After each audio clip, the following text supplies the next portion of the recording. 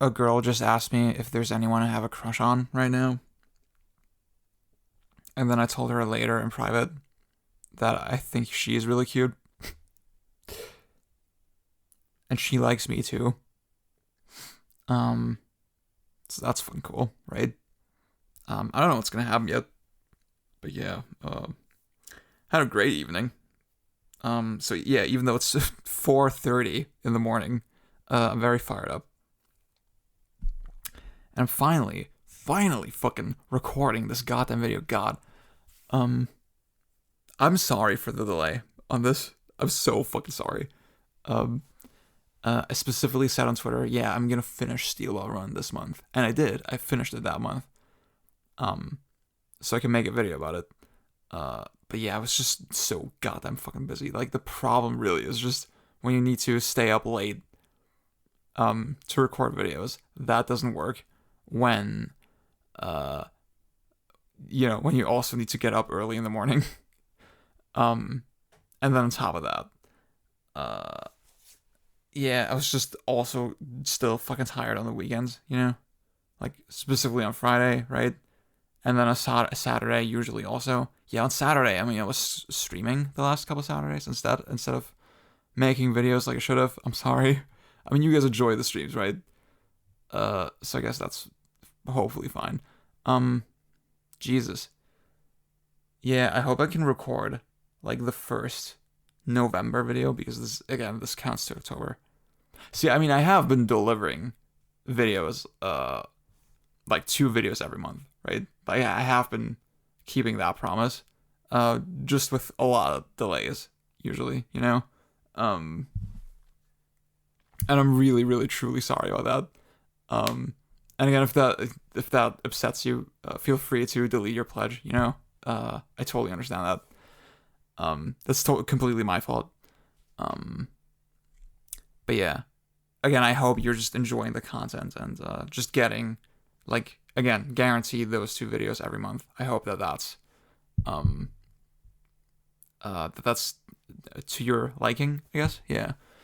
God, I've also been, yeah, I just have not had time to work on real videos at all. Jesus. Yeah, Astral Chain video, for example, this month, looking very unrealistic. I'm thinking, yeah, I hope I can get like maybe 2 Let's Argues out. That'd be pretty cool. We'll see. Yeah, I have 1 episode kind of edited a little bit, but yeah, no fucking time. Oh. Obviously, I want to live sometimes as well. I'm human too. Like, I'm working a lot. I'm in class a lot. Hanging out with people a lot. It's very draining. Jesus. But yeah, this whole time I didn't even mention what this video is. It's my Steel Ball Run review. Holy shit. See, my initial plan was to read the ending, and then immediately record a video. Like, maybe on camera even. Just to get the raw reaction. But I was too tired, at the time. It was too late. So yeah, I never ended up doing that. And like, if I do it now, like, again, like I said, I finish it October, like, before Halloween, I'd say. It's like, it's been a while now, and the reaction isn't as raw and as fresh anymore. I'm titling this video "Reviewing Steel Ball Run and Trying Not to Cry." I don't know if I'm still gonna cry. I might still. But yeah, I guess that's another reason. Maybe I don't actually want you to see me crying. Yeah, it'll be good if you don't see that. Yeah. But god fucking damn it, Steel Ball Run. Oh, dude. Jesus. Okay, I should say, I'm gonna fucking spoil the fuck out of it. So, I guess yeah, and I try to make sure. What was my other video for? For October? Was it the Persona 3 one? No, it was the Dynasty Warriors one. Oh, good. Because I'm always kind of worried that, if I have videos that spoil shit every month, then like inevitably you're just gonna have a month where maybe there's nothing for you to watch, right? And that sucks. So do try to like have at least one video that's like completely spoiler free. You know, that's maybe a more general topic. You know, yeah. And then it's a little bit more a little bit more okay if I spoil something else in another video. I should have fucking brought water. Maybe I'll do that in a little bit. We'll see. God. But yeah, what I'm gonna say before I start spoiling is that yes, everything you've heard about Steel Run is true. Completely exceeded my expectations, and I had high expectations. I was very excited to read it. Completely blew me away. Like yeah, every fucking meme you've heard is completely true. Shit, man. And God. Yeah, and if you're see, that's the thing. This is how seriously I take this this whole like everything I just said. Usually I'm always the guy to tell you to read or watch or play everything in release order, you know? I'm usually all fucking about that. And I think all of the JoJo parts are worth reading. They're all great. Are worth watching with the anime. But if you only have time to read one JoJo part, or like if you're so curious about Steel Run that you just want to read it, or yeah, maybe I mean you're not gonna be watching this if you're like more of a normie, I guess. See, that's the thing. I'm thinking if I had like a friend in school or like my parents or something, I would recommend them Steel Ball Run immediately, you know, instead of all the other JoJo parts. That's how confident I am about this JoJo part. Like I would actually tell them, yeah, you can. I mean, yeah, like you shouldn't skip the other ones. Like they're really good. You should just read them if you're gonna read all. And like if you're gonna read all of them, you might as well read them in order. You know, there's just no point skipping around like for someone like me. But yeah, if you're like more casual, I guess. That man, just make sure you read Steel Ball Run. Seriously, if there's one JoJo part that you need to read, or that you can read, or that you want to read, I don't know. If I don't understand English, or even if there's like, yeah, if you only have time to experience like one more thing, one more piece of media, I don't know. Make it Steel Ball Run. I'm that serious about it. It is that good. It really is that good. Jesus. Oh. And I'm gonna get into why now. So again, if you haven't read it, don't listen to this, don't watch this. And I'm not even saying don't like listen to this if you just don't care, I guess. No. Just don't listen to it at all if you haven't read it. Just read it. Just fucking read it. Please. I'm telling you. Okay, I'm gonna start now. Steel Ball Run from the thing that confuses me is that I always hear people say, it's like a big meme, that Steel Ball Run only gets good or like truly kind of gets going, I guess, around the Scary Monsters arc, where Dio first gets his powers and stuff. And I do not understand that perspective at all, and I don't agree with it at all. Because from page 1, minute 1, something about Steel Ball Run feels different from the other JoJo parts. Oh, God. Like, see, I guess the easiest way to start talking about it is to talk about Johnny. Because, god damn it, I connected with Johnny so fucking hard. I'm gonna tell a very personal story now. I broke my collarbone a couple years ago. Like 2 years ago, maybe. And I had to get a surgery. I had to have a fucking metal plate inserted into my shoulder. And that whole thing was very painful, and like getting used to, the thing inside my body, and regaining sort of my movement of my left arm, like having to go to rehab, and just being so limited in what I could do for a long time.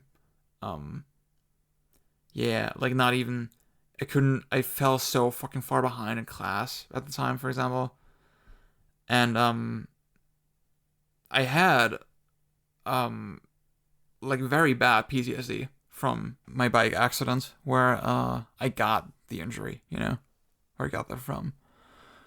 I would just see people ride on their bikes on the street and just get panic attacks, because it would remind me very vividly of my accident. I still have not ridden a bike since that happened, to be honest. And I don't know if it is only the fear. I kind of feel like I just haven't had the desire to do it. But yeah, generally, I have not had any like vivid flashbacks or panic attacks in that regard recently. I'm not sure what exactly has changed. Maybe it was just time, But yeah, obviously that whole thing is very different from being paralyzed from your waist down, right? Obviously it's not the same level. I don't mean to imply that. And I'm sorry if it sounds presumptuous of me to like even make that comparison. I'm really truly sorry, but I genuinely just felt this kinship with Johnny, like making one stupid mistake in your life. And obviously like Johnny in that first part of the book is kind of portrayed like an asshole, and like he kind of had it coming.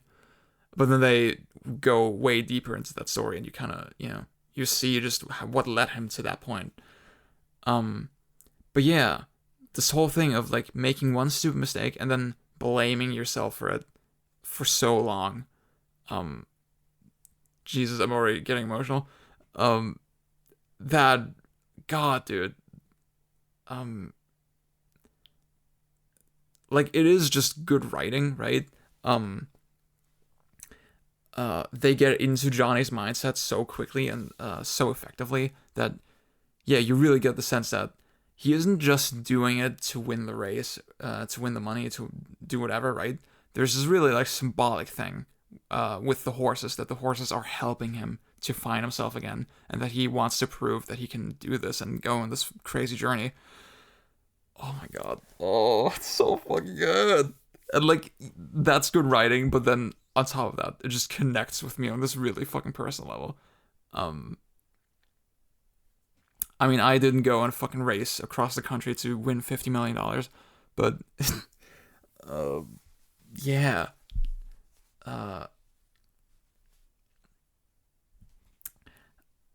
Oh, I'm sorry. This is gonna be a mess. Because, see, more than anything, Johnny had this like thing that he loved, which is riding horses, and that he was really good at, ripped away from him. And obviously, like I mean, riding my bike, like I love bike riding too, obviously, but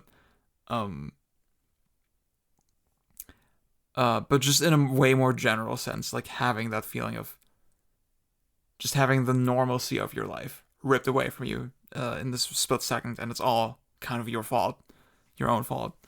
Because yeah, I just didn't, again, fell behind, had to spend a lot of time just getting physically better, and like I didn't really function as a normal person, because I was so scarred from the experience. Like the accident just emotionally did a lot of damage to me,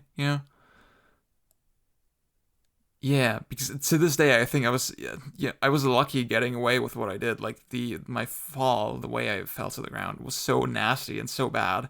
Like way worse fucking things could have happened. Jesus. I'm sorry.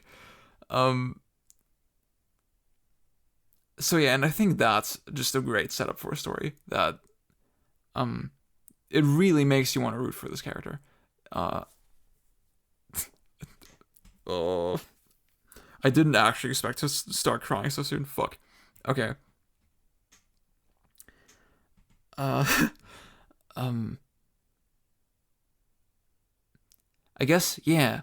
When you see me talk about Sailor Run, on Twitter and stuff, like just talking so highly of it, you have to consider that's the kind of emotion that I go into it with. You know, um, like that's how deeply it affected me. They do such a great job of setting up this mystery with Gyro.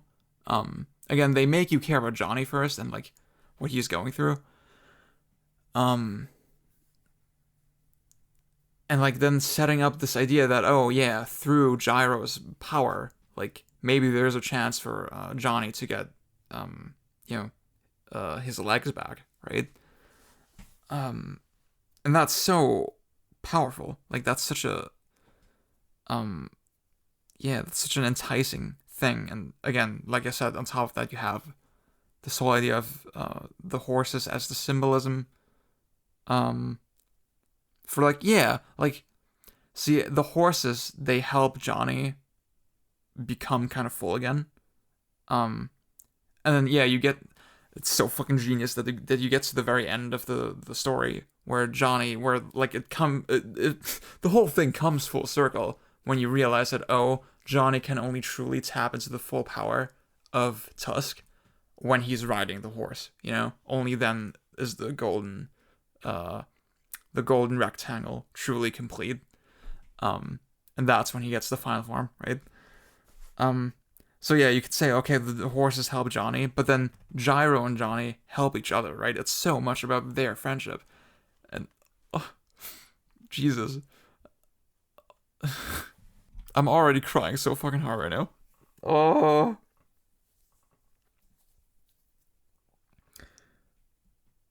This, like, it's Steel Run is so goddamn beautiful. Obviously, like visually, it's a whole. I mean, that alone is a whole meme. Just how fucking stupid good it looks. Um, but like, there's this quaintness and this somberness to the atmosphere, the way Johnny and Gyro move through the landscape, and that it's so laser focused on just these two characters.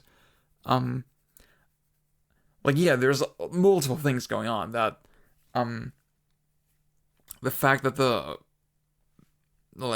volume of the hmm, yeah, I guess the amount of things going on and characters going on is so stripped back compared to other JoJo parts. Um and that lets them really get into the characters way more. And they take so much fucking advantage of that. Like obviously, I mean JoJo characters have always had cool backstories. I mean we can specifically think of five, right? With the anime recently came out, so that's on a lot of people's minds. And the anime even expanded on that compared to the manga. That's really cool. With Fugo, for example. Um, and yeah, so I'm not saying that that's like an especially new thing for JoJo. But it is a different level in Steel Run, definitely. Um, like it's not just we get one flashback and that's kind of it. No, we can kind of keep getting flashbacks and they all build on each other. And there's this huge thematic cohesion to all of them. And it feels like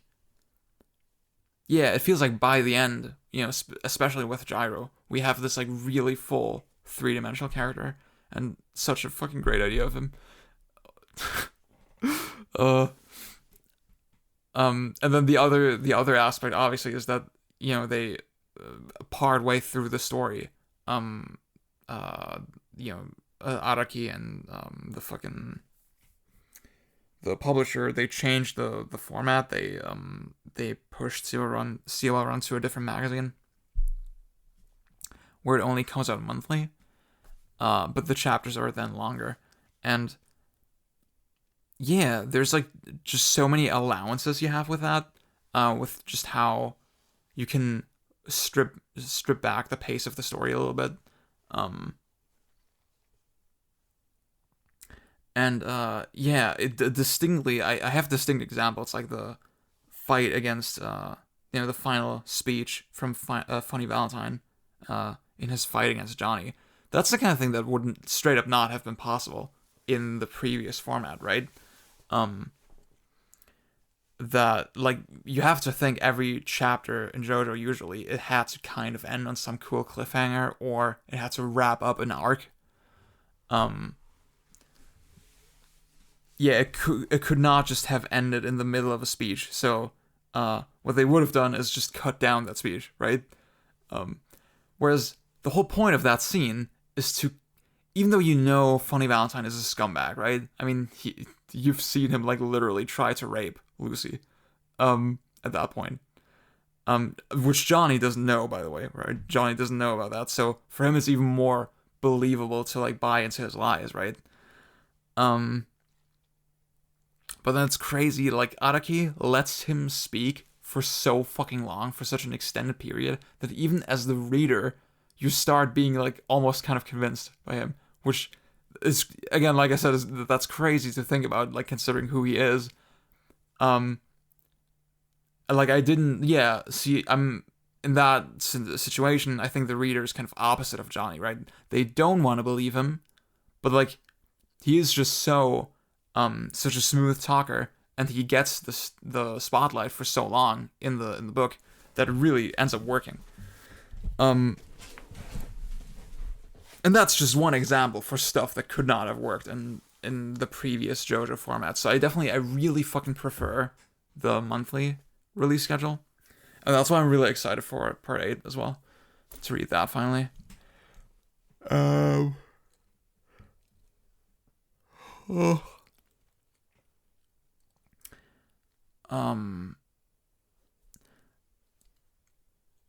So yeah, the format of the story is just really fucking smart, and then also the format of the publication, right, is really fucking smart. Those two things support each other so well.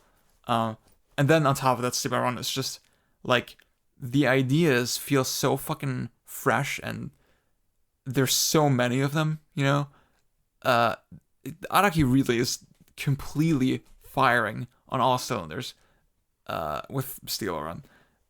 It's just insane. And yeah, I guess I need to talk about Gyro, like, so I can wrap up the things that are gonna make me cry. Like, so Gyro, easily my favorite JoJo character now. Like, no fucking contest. And it's not, I mean, yeah, obviously he's a badass, and he's cool, and he's sexy. Like, all those are great reasons to like him, blah. But for me, it's really this fucking idea that, like, he moves across the ocean to participate in this race.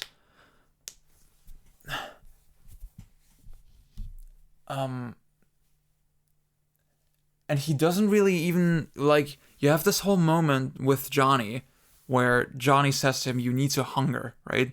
You don't hunger in the same way that I do or that Dio does. And that's when you kind of realize Gyro, he doesn't even quite fully understand why he did what he did, you know? For him, it was always less about just straight up saving this boy, and more this idea that he wanted to figure out his own moral code, and he wanted to abide by that. He wanted to just truly live in the way that he believed was best. And prove to his father as well that caring about people and caring about context and what you're doing is important. And I think by the end he is proven right in that, you know, even though he dies. Jesus. Oh, so good. Oh, man. Like, yeah, fuck. I mean, his death is just so fucking goddamn emotional. And I see, I didn't really tell people this. But, like, I kind of knew that he died. I'm probably sure. I'm not exactly sure. When I heard about it, but, like, I just, like, people are not subtle about it at all, you know, online. And, like, obviously, it's kind of obvious because all the Zeppeli family members die in JoJo, so whatever, you know. Just the fact that he died, I wasn't really that surprised. But the way they do it, that Gyro still uses that opportunity to impart one final lesson to Johnny, and that you know, it happens so quickly, and it's yeah, it's just so tragic, and but like it works perfectly for the story, and oh, man, yeah, I just find Gyro, his whole attitude and approach to life so inspiring and so. See, I keep just pausing and resuming the recording, to fucking calm down and just cry for a little bit. Oh, dude. There's so many fucking great moments with Gyro, especially where he has these insane displays of confidence and bravery, you know? What a fucking man. What a fucking great man. Jesus Christ. I love one man. One. In brackets. One. Oh, God. I mean, Dio is definitely sexier. Jesus, Dio's death was so fucking shocking. I remember reading it on the train. It was on the train, and it's funny because he got cleaved in half by a train. Huh. I didn't even realize that was a part 1 reference. That's so genius.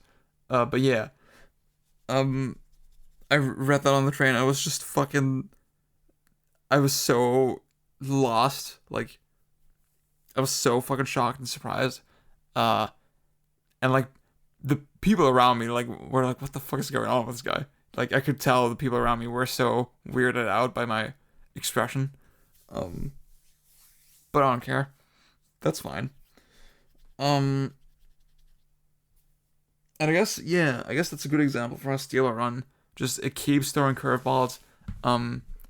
It has such a great sense of pacing and escalation. It's fucking absurd. Like,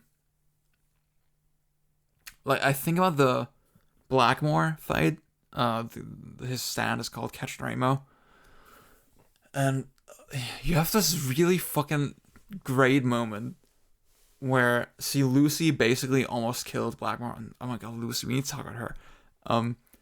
But then he still comes back, and Johnny and Gyro, they both kind of sense him, and you have this one panel, this one page where he appears sort of from above, from behind, and Johnny and Gyro, they're just standing there, and then Gyro says yada yada da, and it's so fucking badass.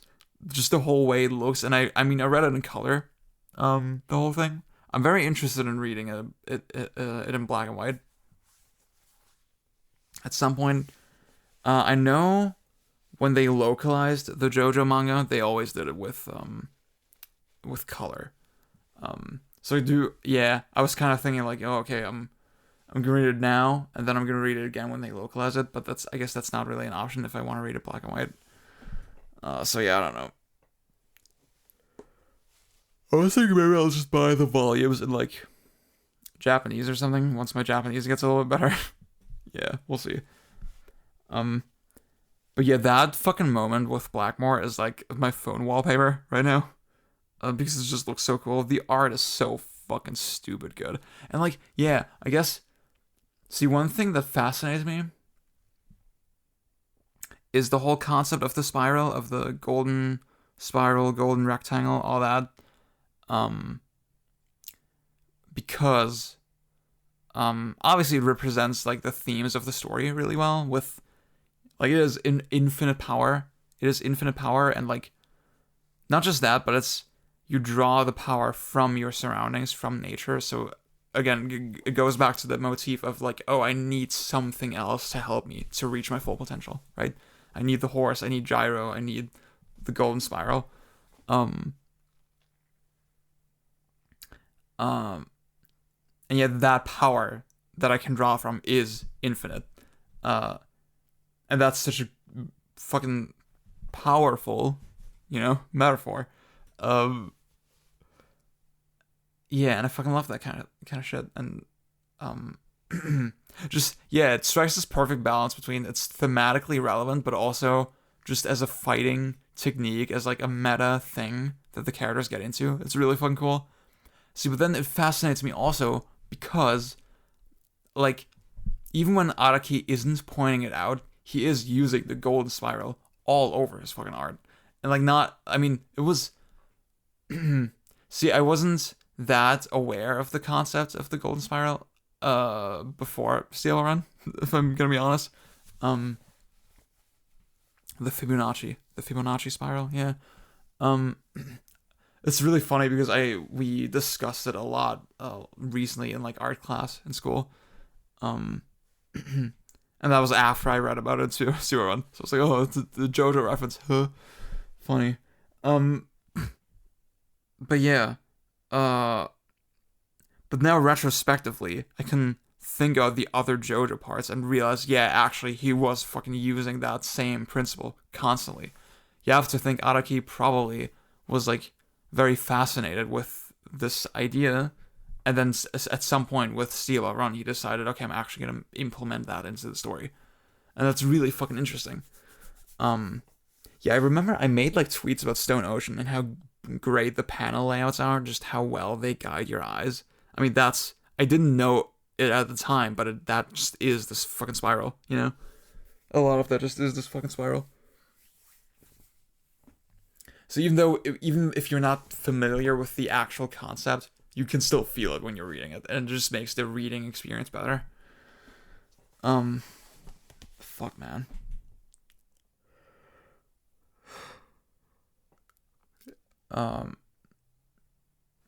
And yeah, I mean, it is kind of interesting that Steel Run does flip between kind of slightly different art styles a lot still. What people always say is that you notice an art style change with Scary Monsters. Maybe I would have to read it in black and white to see exactly what people mean.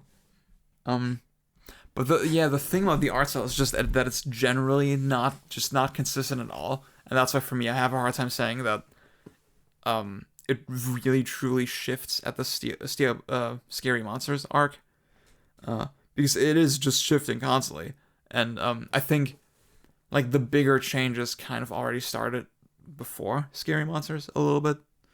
Yeah, I'm getting very tired. Ugh.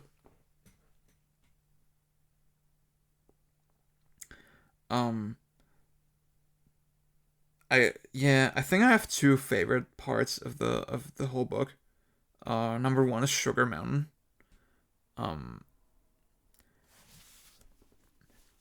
Because it's like, it's hard to explain now, but like there's something so funny about seeing Johnny and Gyro get into these crazier and crazier situations to get rid of the money. That is just such a fucking great concept. Having to get rid of the money, but not like they can't just throw it away. They have to actually spend it. In this fucking short amount of time. That is such a rush. And yeah, the other thing is that there's this natural fucking urgency to it that yeah, with the timing aspect and the fact like you can relate it so easily to real life. You can just very much imagine, okay, yeah, this is gonna be fucking impossible to spend this kind of money so quickly.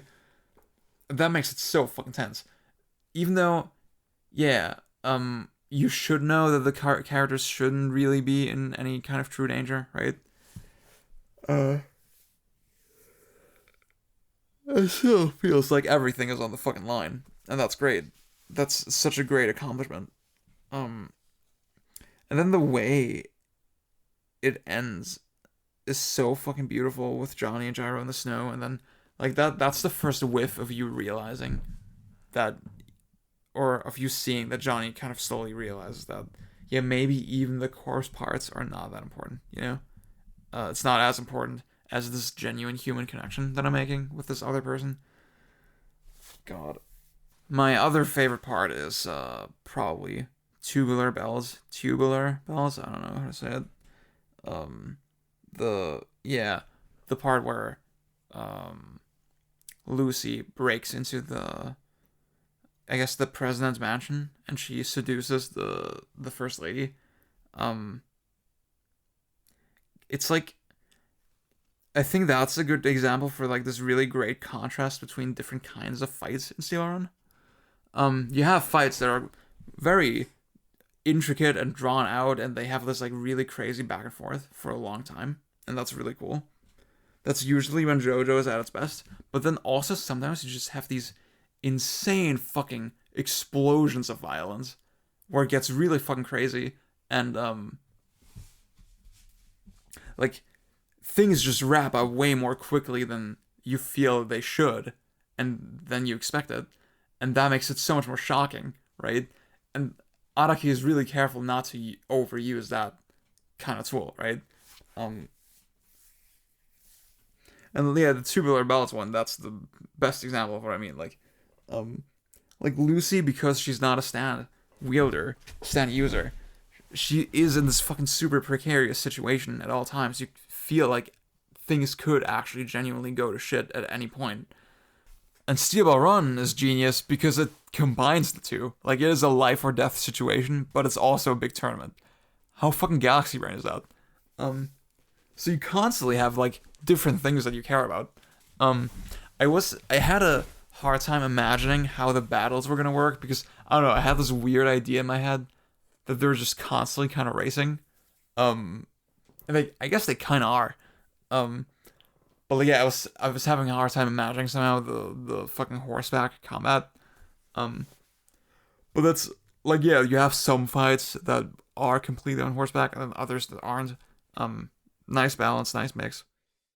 I think this whole extra element of movement, and this whole extra element of like tournament consideration adds a lot to the fights. But then the fights themselves are also fucking cool. I think the Wake Up People fight is maybe a little bit lame. Yeah, like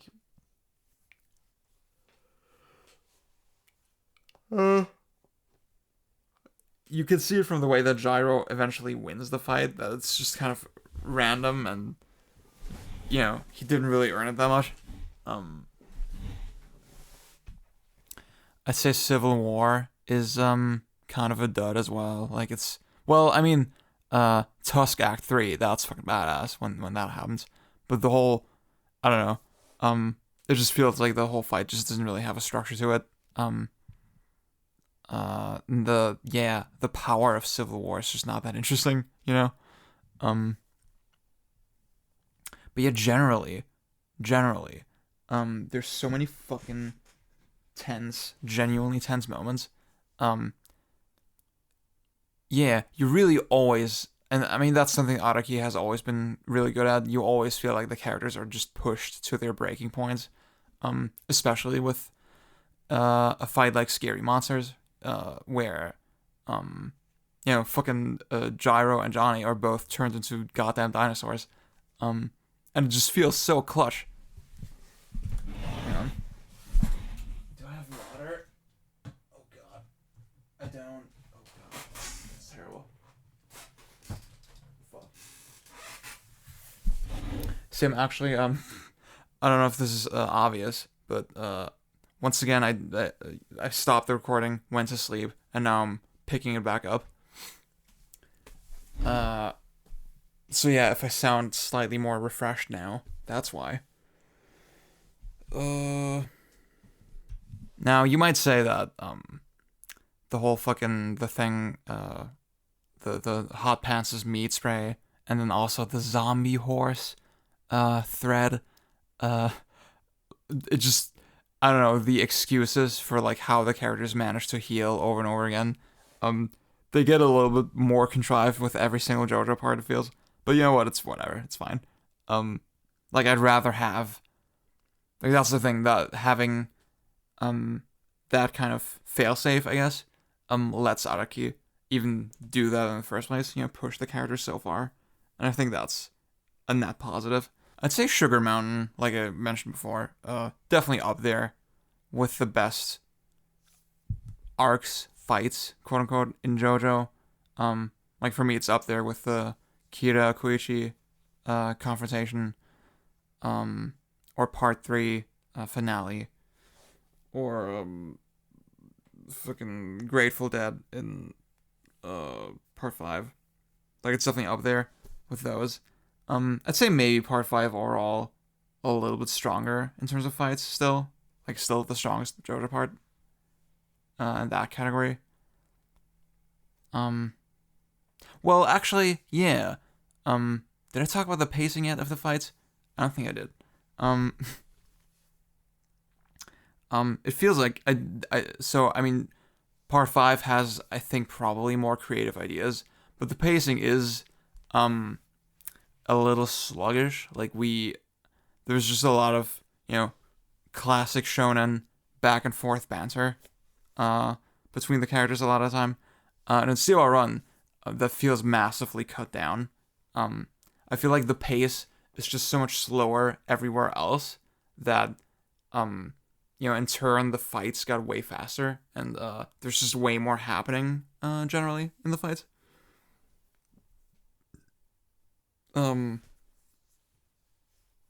Part 6 had really fucking weird battle pacing, and just generally pacing. Part 6 has a lot of weird problems. IMO, don't at me. Yeah, I've talked about this before. I like part 6 kind of now. Like, it's definitely grown on me. I appreciate it a lot. I think the ending is Kino, but yeah. It was still kind of a slog to read through, and yeah, it feels like now, in hindsight, it feels like an odd kind of fork in the road, like kind of a weird experiment. Because with part 7, the pacing is so refined and so perfect. Yeah, that it's almost incredible that it comes right after, the weirdest pacing in the series with Stone Ocean. Yeah. I'll definitely reiterate that Funny Valentine is a very compelling villain. Not my favorite villain. I think that's still Kira. And Dio is just iconic, part 3 Dio.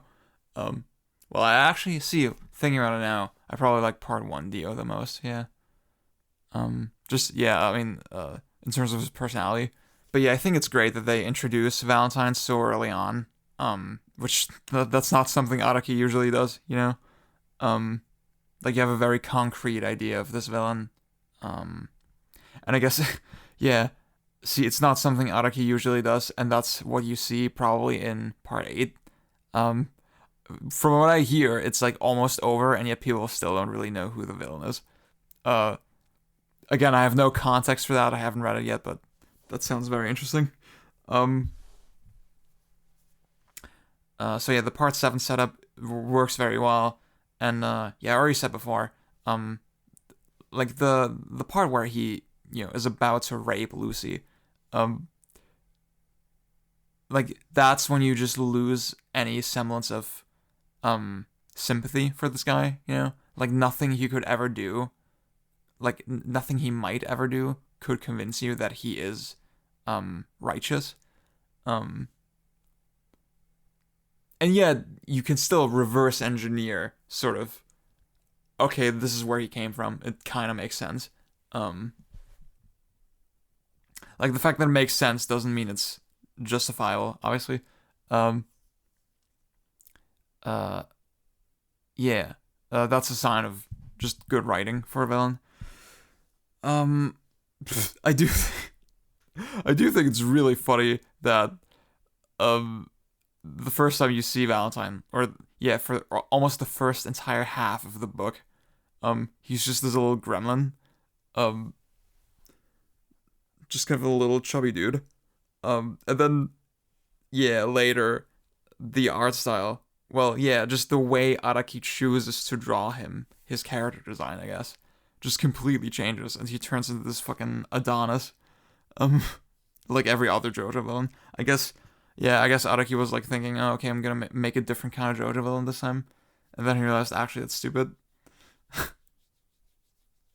I mean, I would have been down either way. I guess I do find it hard to imagine the later scenes with, like, the Valentine from the intro, Yeah.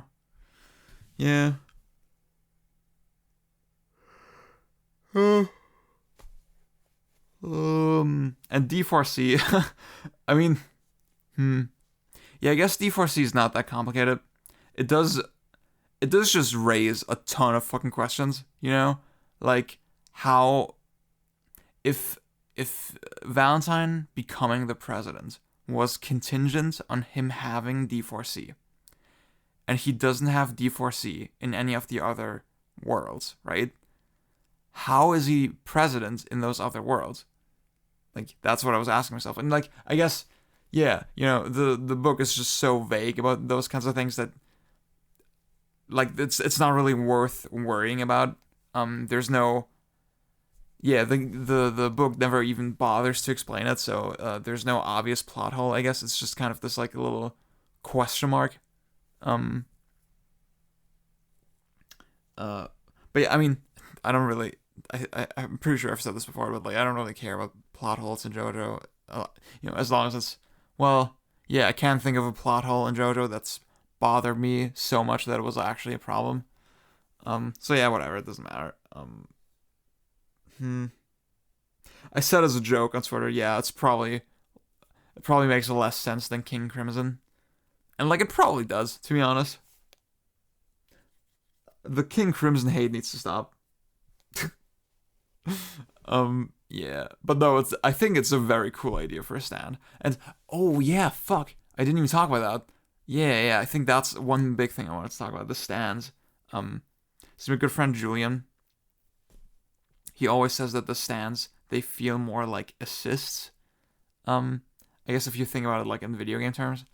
And I think that is an apt description. I guess the way I would phrase it is that they feel more like they're augmenting the abilities of the user rather than fighting on their own, which is kind of what you had in, like, part 3, for example. Like, I mean, we always had kind of a weird mixture of stands in the different JoJo parts, and like, the rules have never been super consistent, right? Like, the fact that Stone Free in part 6, for example, sort of unravels Jolene's body as well. Like, how exactly does that make sense? Like, that's not really a consistent thing with the other stands. That's super weird. Like, Stone Free feels more like a part 7 stand, to be honest, yeah. Because in part 7, they all kind of work like that. Yeah, I mean, the concept of stands isn't really super elaborated on until, like, just before Johnny gets Tusk, right? So, like, yeah, Mountain Tim kind of explains what stands are, and even, yeah, already with Mountain Tim, you see, oh, he needs to fucking, like, he can, what was the thing again? Like, yeah, he can, like, sort of extend the length of his body parts with the robe and shit. It was really weird. It was also cool. I mean, Mountain Tim is a cool character, yeah.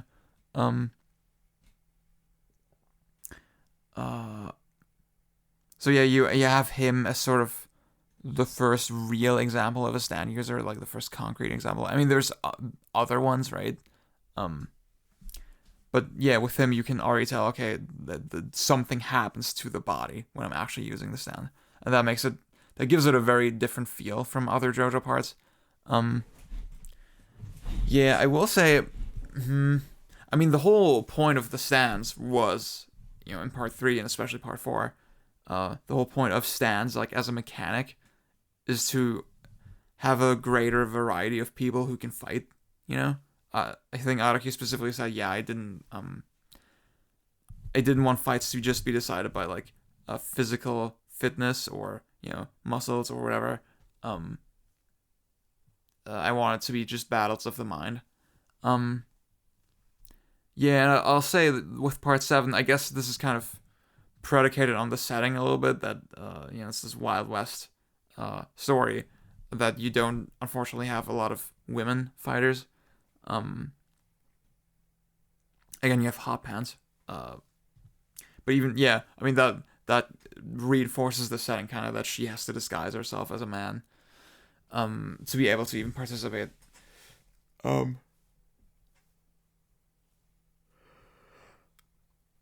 So I'm curious how that's sort of carried over into part 8. Definitely, yeah, I promised my friend Matt I was gonna read Berserk next. I was gonna catch up with Berserk. That's gonna take a fucking while. So yeah, I don't know when I'm gonna get to part 8. But I'm excited. I'd like to get to it before it ends. So I can sort of experience it as it's ending. Yeah, that'd be pretty cool. Anyway, the whole time I was gonna say, yeah, Johnny obviously is the best example where he has to use his own nails to use the stand, and like, I mean, that's such a cool fucking, just aesthetically, it's so sick. The whole, thing with the finger guns, it's visually so cool. And like as a fighting kind of mechanic, like, oh, okay, I have different types of shots, and then, yeah, depending on which one I use, I have to recover for longer, and then I can eat the fucking leaves, to recharge faster. It feels very video gamey in a way, but I think that's very cool. And yeah, this whole subversion with Gyro as well is really interesting. That Gyro has a stand for like a minute, and then he almost immediately loses it for the rest of the story. It's just Araki's just so fucking willing to throw things away and like change huge aspects of the story at a moment's notice. Did I already say? Yeah, I already talked about this thing with Dio, right? That dinosaur Dio is kind of the equivalent to vampire Dio because he can turn other people into dinosaurs, just like part 1 Dio turns people into vampires. And then we also get part 3 Dio with the world later. Did I talk about that? I feel like I don't really remember talking about that. I'll have to listen back. God. Yeah. Yeah, I think there's a bunch of stuff with the ending I didn't talk about. But yeah, I was on, this different topic of Araki throwing things away. Holy shit, the death count in Steel Run is insane. And like the deaths happen so quickly that sometimes you just forget that someone died, Like Hot Pants especially dies so suddenly. And it's never really brought up again. And I think that's very sad, because she is a cool character. But like, it makes sense in the story. And it kind of feels right. Whereas, it also kind of feels right that Dio gets this very epic, cinematic kind of death. Yeah. I will say, yeah, so what I was gonna say just now is that, I do think, I feel like the story is very much over when Johnny kills Valentine. Because everything after that, it feels almost more like this extended epilogue. This just very quiet, weird stretch of the story where Johnny is all on his own and it's like isolated to Manhattan and has like, yeah, it has, it feels very movie-like in a way. Like you can kind of, at least that's how it was for me. I had no specific examples in mind, but it felt like, oh, I've kind of seen this kind of movie, right? Where we just have this final race inside a city, and it's kind of quiet, and there's like this dark undercurrents to everything. Yeah, I guess it reminds me a little bit of Public Enemy, maybe, with Will Smith. Yeah, just the atmosphere of it. Is that a weird comparison? I don't know. But yeah, I'll say that epilogue, wraps up a little quickly. Especially like, I mean, you have the boy from Italy, just dying in a text box. And again, I think obviously that's a reflection of, saving the boy wasn't as important for Gyro as just, fighting for what he believes in. So it, again, makes sense in the story. I think it's great. Even when Johnny finally regains his ability to walk, it's presented in such a see, I was trying to look up the word right now. It's like on the tip of my tongue. I can't think of it, but like I'm thinking like uneventful, plain, sober kind of way. There's a different word. God, if you know the word I'm thinking of, please tell me. But yeah, it's like that. They that's how they present it. It's just such not a big deal. Such a not big deal. And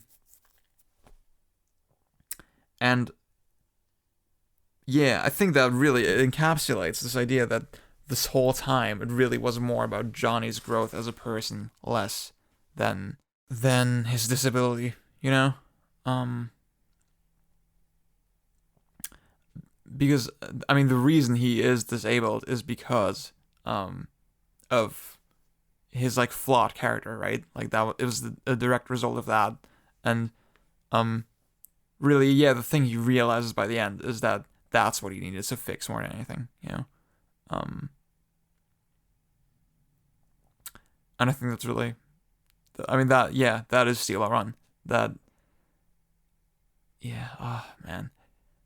Like I said before, it's just so thematically fully formed, fully rounded, I guess. Is that a sentence? Does that work? I don't know. I'm very tired. Yeah. I should probably stop here. I think this works. This is good enough, right? For Steel Ball Run review. I hope you enjoyed. It's very, I mean, yeah, I've recorded for an hour total. I hope it was worth the wait. I hope, yeah, that this maybe connected with you as well, and like maybe vocalized why, Steel Ball Run is so special to so many people. Maybe, hopefully. Um, I guess, yeah, I guess the obvious thing to do now would be my ranking of the JoJo parts. Um, but like, I mean, with almost all of them, I feel like I would like to re-experience them first, you know, before I rank them. But like, I mean, yeah, real talk. Part 7 is the best one. Then probably part 4, because I think part 4 just is, it has a similar thing to Steel Ball Run where it's just very thematically coherent, you know, compared to some of the other JoJo parts. Then part 5, then part 2, part 6, part 1, part 3. Well, no. Wait. What the fuck? That was like a Freudian slip, probably. God. Maybe that is how I truly feel. Yeah. No. I would put. Yeah, no. Part 3 is ahead of part 1. What the fuck am I thinking? But part 6 might be ahead of part 3. Yeah. So 2, 6, 3, 1. Yeah. And like 1 is a good watch. I like 1. You know, it's not bad. I said this on Let's Argue. Like, you can say the weakest, you know, instead of the worst. I think that just works better. That just makes more sense. Unless you're like a weirdo and you just hate a certain JoJo part. I think they're all just valid, you know? They're all valid. All JoJo parts are valid. And what's also valid is you, all of you who support me on Patreon. Yeah, thank you. I love you. Life's great. Life's good. I wish I had more time to make videos though. Peace out.